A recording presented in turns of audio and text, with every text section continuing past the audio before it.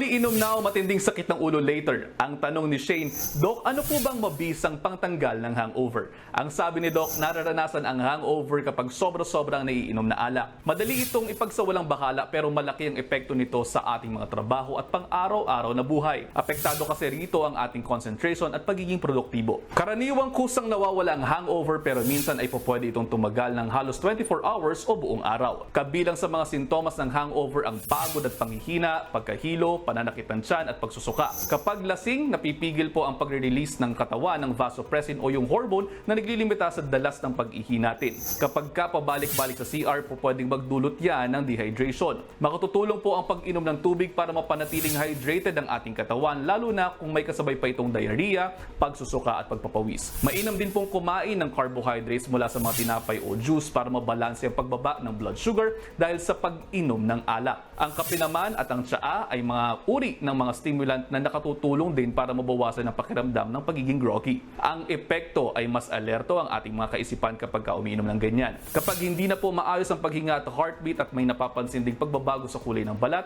na sinasabayan pa ng pagkawala ng malay at hindi agad magising, dapat na pong isugod sa pinakamalapit na ospital ang pasyente. Gawin ang lahat in moderation, huwag abusuhin ng ating katawan at magkaroon ng kontrol sa lahat ng kinukonsumo para hindi mapasama. At kung mayroon pa kayo mga nais malaman, naririto lamang po ang aking page o ang official page ng Good Morning Kapatid para sa mga may nais pang i-ask Doc Lexican. Mga kapatid, Justin Quirino po. Masayang kwentuhan at makapulahang informasyon ang hatid namin tuwing umaga. Kaya mag-subscribe na at mag-follow sa social media pages ng News 5.